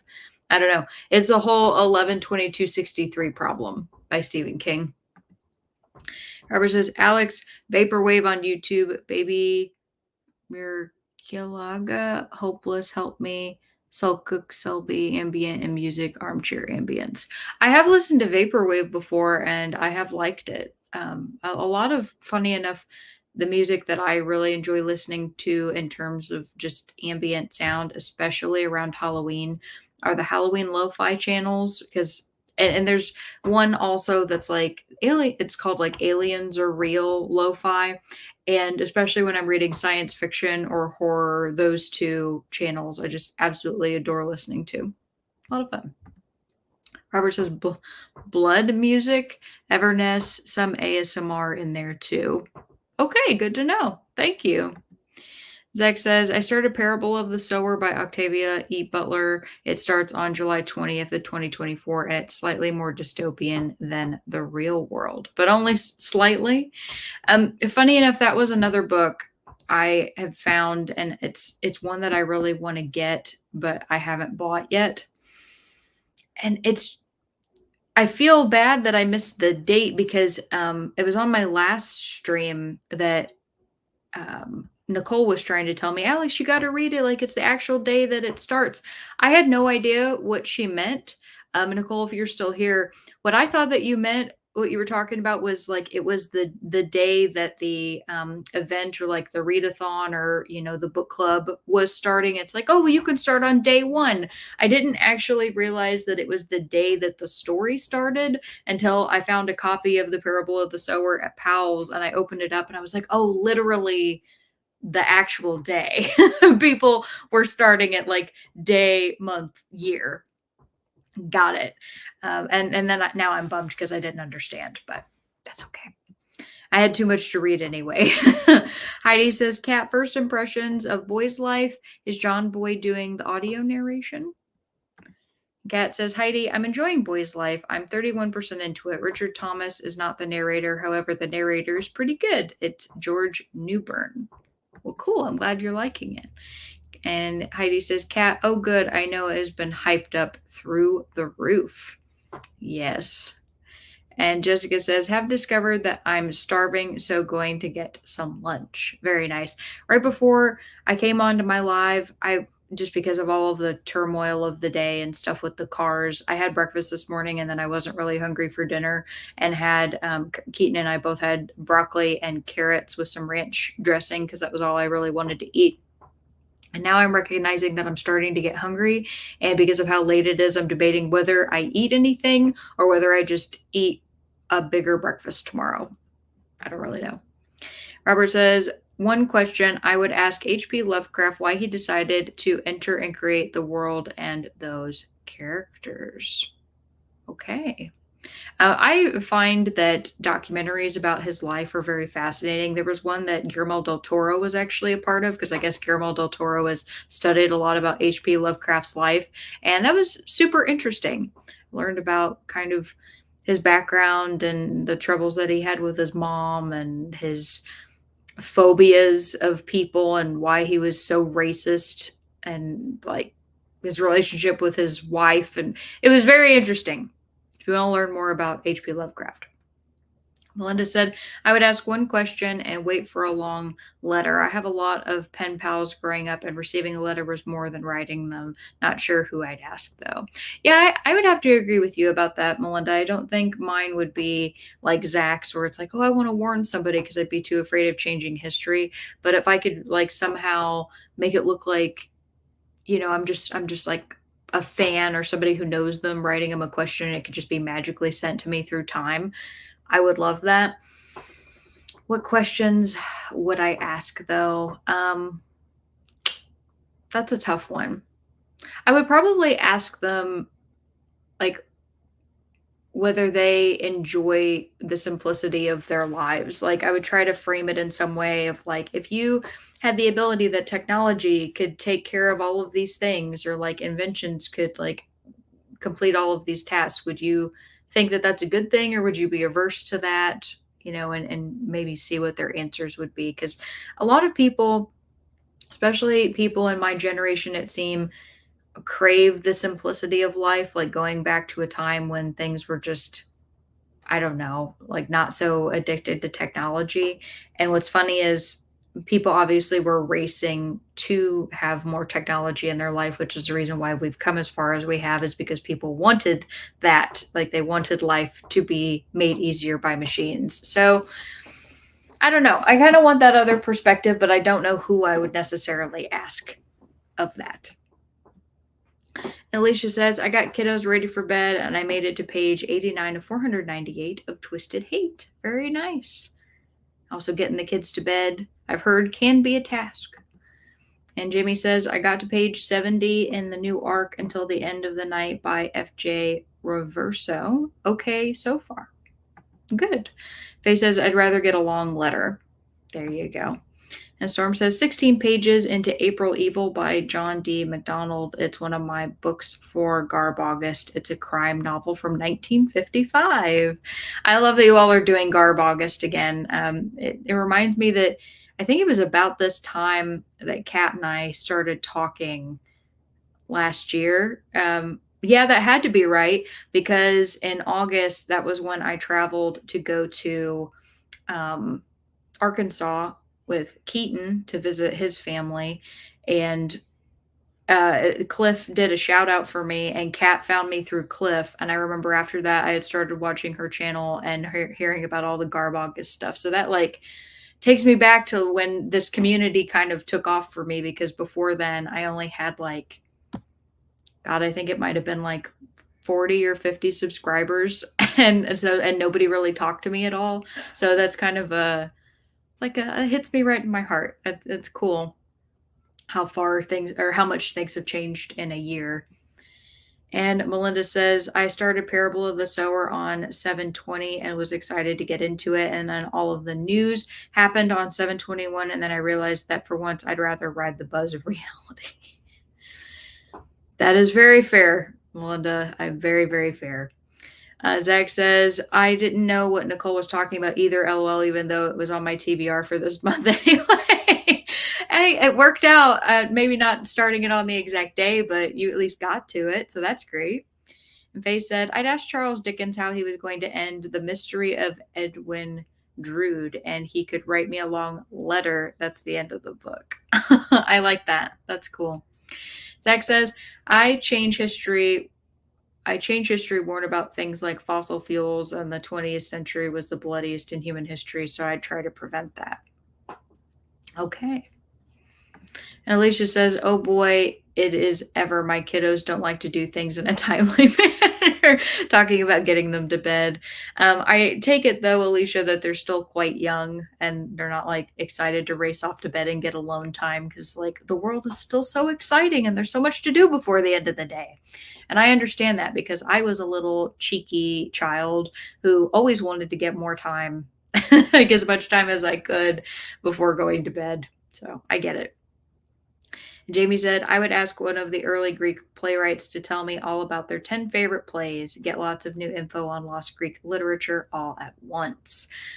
I don't know, you all are making me kind of want to write like a philosopher or something, like ask about their philosophy on life. Though many philosophers, we know a lot about what they thought because they talk so much about their feelings. And Alicia says, I think I would like to get a long letter back. I just don't know who or what question I would ask. And that's totally okay. I think this is kind of one of those questions that you'd have to take a while. Like a lot of people would probably have to take a while to think about, but someone might have thought about it already. Like I remember one time, this was years ago, I was in a job interview and they asked me like what famous person I wanted to meet and why. And I'm like, that's an interview question, but I did that was one I definitely didn't have prepared. That's for sure. Heidi says, I do not think there was ever an easier time. I think the main character in 11/22/63 figured that out when the 1950s was not so pleasant as he imagined. Yeah, there were certain things that he had really missed, and then other things that he appreciated about the present, like the time that he was from. And I think that that makes a ton of sense. He goes back initially and he goes and he sits at that diner and orders that root beer. And he says, just how real the root beer tasted and how much better it was than anything that was available, and how, things were made properly back then, and meat didn't have all the fillers and it was less expensive, and people's lives were simple. And yeah, the more he lived there, the more he realized that like some modern day conveniences actually were great. And I can appreciate both sides of that. I think nostalgia really does give people those rose tinted glasses and the craving that a lot of people have to go back to simpler times. I don't when I say simpler, I don't mean easier. I just mean that people, I guess, did things a different way. Like life was slower back then, I guess is what I mean by simpler. And I think that that desire to kind of slow down is still, I don't think that that's a bad thing. If people had to actually go back in time, they would miss a lot of the things from now. I know that I certainly would. But just in my time that I went to Crater Lake and I unplugged for a couple days, I had no cell service. I had no internet. I couldn't do anything like except read and go out and hike and travel. And that was a very refreshing experience. And at least in short bits, short snippets, that's a good thing for people to do. So, but that's just my 2 cents about it. Not everybody wants to disconnect and unplug from things, and I get that. Zach says, I did pre-order the Garbology, but not really doing Garb August. There you go. I don't know what Garbology is, but it sounds fun. Is it like an anthology of garbage literature from old? I don't know. That sounds great. We have gotten to the 3 hour and 46-minute mark, which marks my time to do my last 2 reading sprints, which means that one of them is going to be 30 minutes and one of them is going to be 45 minutes. And you guys get to determine which one comes first. So, are we going to do 45 first or 30 first? Do let me know. And Kat says, I would rather ask one question and receive a long letter. Yes, me too. And Melinda says 45 first. Absolutely. I could do that. And I also need to get you all your next question. This one's going to be like a very simple one, but I'm just curious what if any of you have a story about this, because I don't really, and I like hearing them, which is, have you ever experienced an earthquake? And if so, what is that like? Kat said 30. We'll do 30 on the next one, Kat, I promise. And then Swank said 45. So 45 it'd be for the first one. But yeah, do let me know. And Heidi says, Alex, you would like The Way of the Hermit by Ken Smith, his autobiography of 40 years in the wilderness. That sounds very interesting. I probably would enjoy that. Thank you for that recommendation, Heidi. And I got the timer up already. I'll go ahead and I will get it started. Wish you all happy reading. This is the second to last sprint. I'll see you in a bit.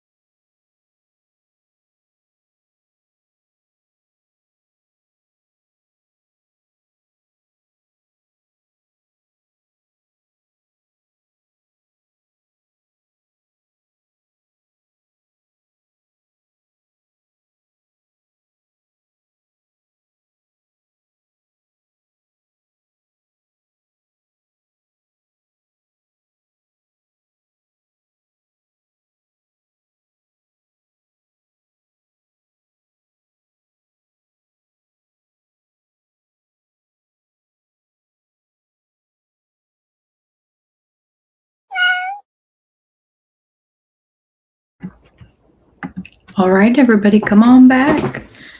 Let me know how you did. I made it to page 418 and ate the rest of a breakfast sandwich that I had gotten all the way this morning because I was really hungry. So I feel a lot better now. Before we left, I asked you all the question, have you ever experienced an earthquake? And if so, what was it like? I knew we probably wouldn't have like a ton of responses for this one, but I was still curious to see what people had to say. Let's see. Zach had mentioned that Garbology is the Garb August anthology that Criminale published. Okay, that's really cool. Criminale is still one that I have yet to watch, but I've heard you all talk about him before. I've heard Kat talk about him. Or her. I guess I don't actually know. I think I assumed Criminale was a man. Sorry. Melinda said, we had one in Portland in 2001, I think. The first thing was the sound. It was like a big truck going by. I was working with a lot of engineers then, and I will skip to her next one. And then they got us out of the building via the stairs immediately. I remember there being shaking, but not too bad. Okay, that is very interesting. Back in 2001. Kat says, I've never experienced an earthquake, but my oldest son experienced one in Alaska when he was in the Air Force. I didn't realize Alaska would get earthquakes, but I guess if they can happen in California, it's kind of on that side. So it makes sense. Faye says, I was alone upstairs once and everything started to rattle, felt like a train passed the house, but nobody else felt it. Later learned it was an aftershock from an earthquake dozens of miles away. Wow.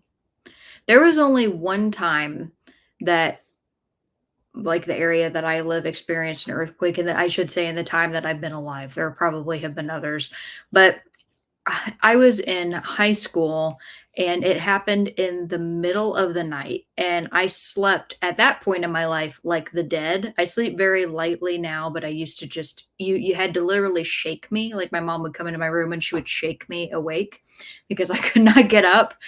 And there was one that happened and my mom woke up and she said that it sounded like a deer had jumped on the roof. And I imagine for her, it's because she's like delirious and it's like your brain trying to connect, like, what's that sound with the nearest thing that makes any amount of sense. And, but I didn't get to experience it at all. And so next day I got to go into school and everybody got to talk about their experience with the earthquake. And I was like, there was an earthquake. So that was kind of a bummer. I wish that I had realized it and been able to wake up and experience it. But yeah, I slept through one. Robert says, earthquake, April 5th, 2024. I remember you talking about this one, Robert. And you said at a 4.8, sofa turned into a rocking chair and the cats freaked. I remember you telling me that your cats freaked out. August 23rd, 2011, the office chair I was sitting in, I thought someone was moving me back and forth. Oh, that's wild. That had to be pretty strong then. That's, ooh, yikes.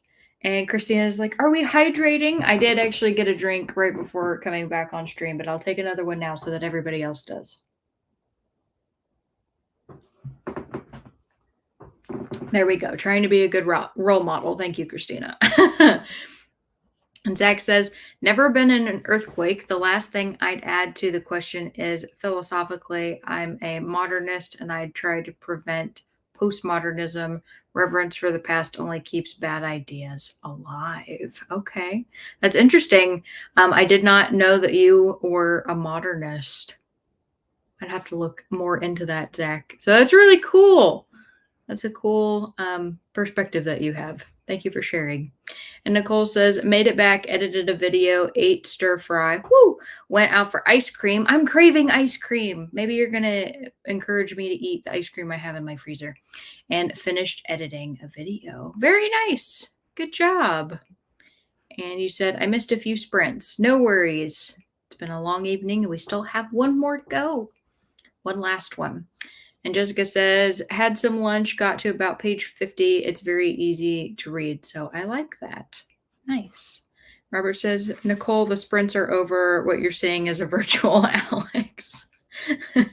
Yes, I have been uploaded into the mainframe And this version of me, because I do not tire, can go on forever. And so, congratulations, we now have endless sprints forever and ever. I'm sure that's what you all absolutely want.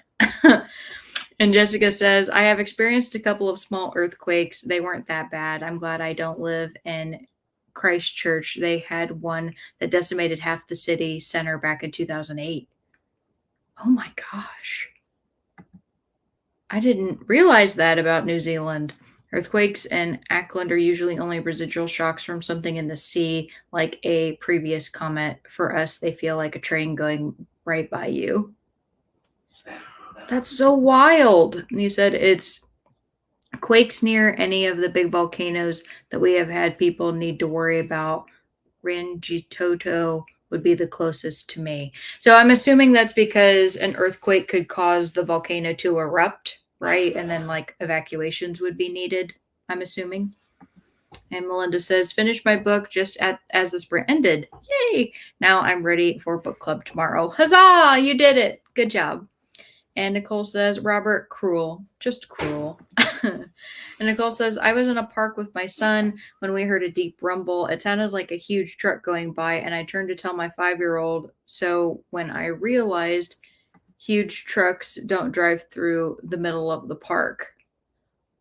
Oh, yeah, that's scary though, to not I'm very sensitive to sounds, and when I can't figure out where a sound is coming from, it stresses me out. I don't know that I would immediately, if I heard something like that, be able to discern that it was an earthquake, especially if I was in my home. I would be like running around my house frantically trying to figure out what caused that noise because I would have no idea. And Kat said, I read 16 pages of Dark Matter, 313 of 340. You're getting there. I love it for you.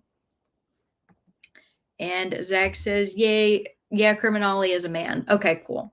I guess I assume because of the OLLY, that's like Ollie, like Oliver. So makes sense.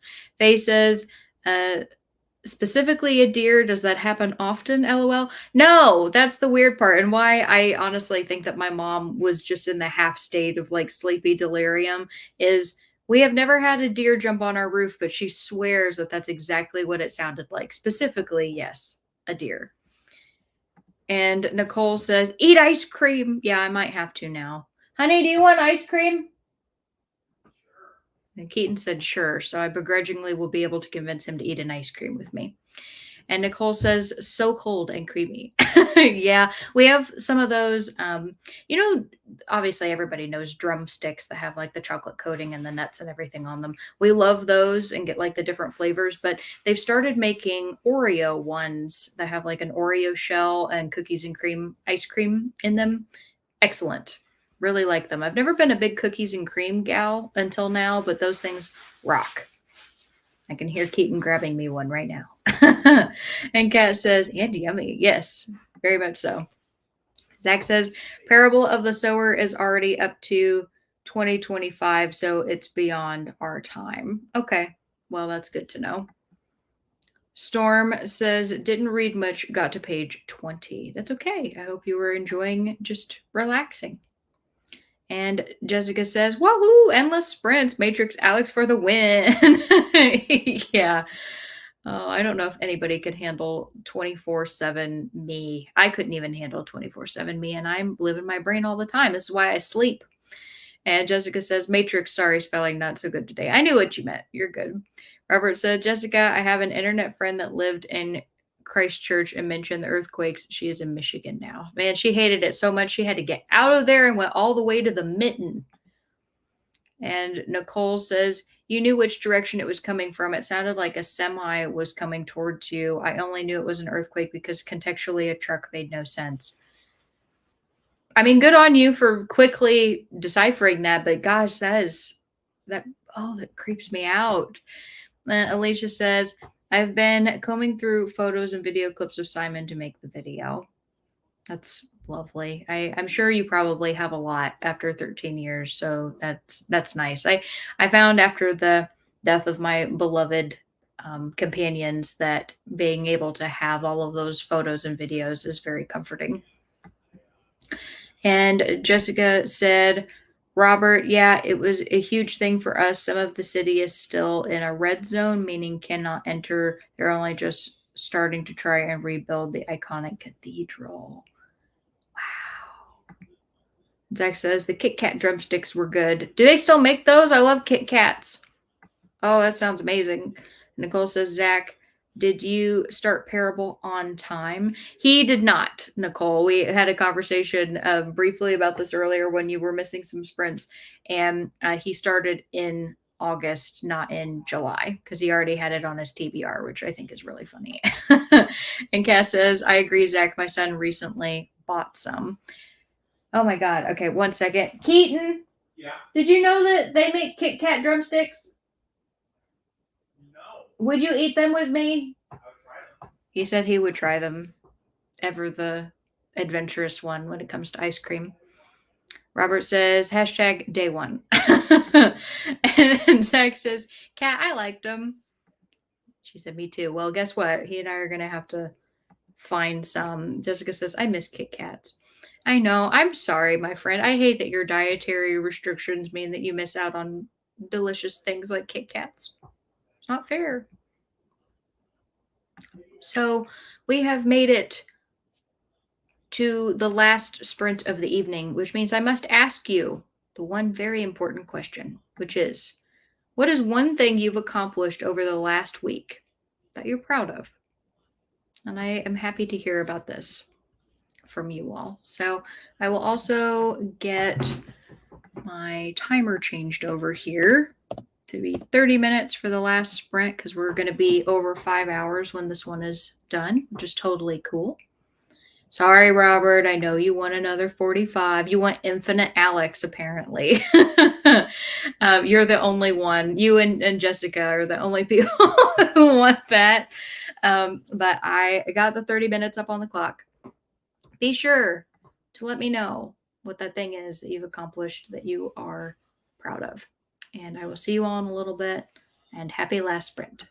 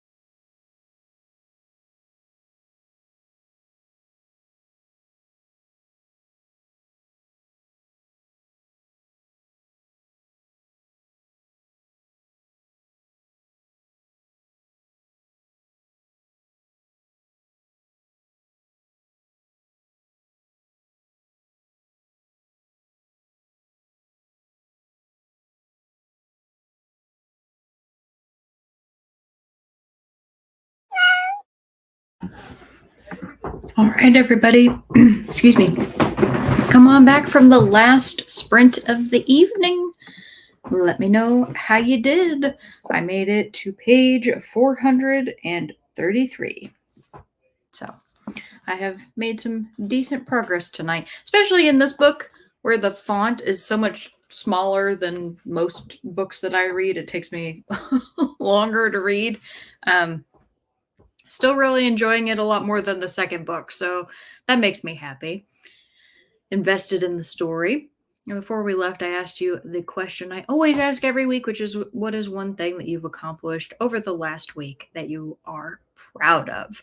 And Kat was the first to answer and said, I accomplished relaxation on my mini beach trip, which I'm very happy for you, Kat. I'm glad that you were able to go on a little beach vacation. That sounds like so much fun. I'm glad that you had a good time. And Jessica says, I got the written part of my blanket pattern finished knitting. I need to figure out how to make a knitting chart, or I just won't, and people can just read. LOL, going to sell it on Ravelry, which is not a site I've heard of, for $5 New Zealand dollars. That's awesome. That's amazing that you made a pattern. That's not something I think that I could probably ever do. So good on you. Great accomplishment. And Storm said, I accomplished making it through the week. Yes, you did, Stormy. And there will be another week that you will make it through because I believe. And I'm very happy that you were here this evening, just hanging out. I really appreciate that. And Zach says, my accomplishment is The Shadow of What Was Lost by James Islington was my 100th book of the year at 4.5 stars. That's so cool, Zach. Dang, 100 books. Way to go. Faye says, I finished my last ever French course with an A+. You go, Faye. Are you going to continue to practice your French after you are done with school? Because it sounds like you're pretty good at it. And Kat says, congrats, Faye. Wonderful accomplishment. Faye said, thanks, Kat. So was yours. I agree. Robert says, this entire 6-hour stream, no one mentioned capybaras. You're right. And that has now been remedied. So good job, Robert. Also, I see capybaras all over the place now, thanks to these conversations. And I saw this really cute. So I like to follow stuff on Etsy. I've bought so many things on Etsy over the years. It's ridiculous. But there's this one company that makes these awesome soaps, and they make like the really jelly, wiggly kinds. And then they also make some hard ones. And they made this one that was so cute. It was a little tart that had a capybara in it with like some slices of lime, and all of it was just like a hard soap that you can use. And I looked at it and I wanted to buy it. I've held off so far, but that would just be such a cute thing to wash my hands with. And Melinda says, I have to go make dinner. Night all. Thanks for sprints. Yeah, good night to you too, Melinda. Thanks for hanging out. Heidi says, Robert, you have to come up with some #new hashtags. And Kaz says, I got to hop off and help my mom. Made it to page 324 of 340. Oh my gosh, you're so close. I'm hoping to finish before I go to bed. Dark Matter will count for book 2 wreck. Alex, it was your wreck. Yes! Woohoo! I'm hoping that the end star rating when Kat finishes is going to be over a 4. That would be super exciting. She says, thanks for sprints, Alex. Good night, everyone. Enjoyed hanging out. I'm glad that Kat was able to join us. Thanks, Kat. And Heidi says, virtual Alex, she is really walking Barker now, not reading. That's honestly a fair assumption, is that I'm doing something, taking care of and hanging out with Barker. And Robert says, Heidi, #Alex is evil because she can sink her teeth into ice cream. I can. Yeah. So you were seeing the way that I eat ice cream. I do take bites out of it. So that's one of the weird thing about my teeth. My top teeth are not very sensitive to cold, but my bottom teeth are. So as long as I bite down, that didn't look right at all, but as long as I bite down with my top teeth and I kind of like scoop it, it's perfectly fine. And I have no problems at all. And Heidi says, Robert, that sounds like the title of a new Stephen Graham Jones book. Robert says, #Dear Roof Tango. I like that one, Robert. Dear Roof Tango. Oh, I'm going to have to tell my mom that one. Clever. Heidi says, Robert, I miss half the chats tonight, so these are going over my head. And And Faye says, I only have 3 pages left of Zadig. Well, you're definitely going to finish that tonight. So that's awesome, Faye. And Nicole says, these sprints were definitely heavy on productivity side, but read for the last 12 minutes. Well, good job being productive. That's awesome. You got a little bit of reading in there. So that's cool too. And Stormy said, finish the chapter I was on. Awesome. Nicole says, what were you reading? Me, I was reading Death's End. I had originally promised that I would finish this in the month of June because I already felt like it was taking me forever. And then I proceeded to not take it with me on my vacation because I was afraid I wouldn't have room in my suitcase. I was wrong about that. But then I regretted not taking it because I had a whole week and a half or so that I just didn't have access to this book. And it really put me behind, but that's okay because I read 3 other things while I was on vacation, which is cool. Well, technically 4. Robert says, hashtag Max Headroom and Alex. Max Headroom and Alex are the same person. Max Headroom. I don't know who Max Headroom is. And Nicole says, we closed on our old house today. Oh, yay. It took less than 1 month for listing to closing. So happy. That's amazing. I'm glad to hear that the market in your old area was still good enough that you could do that.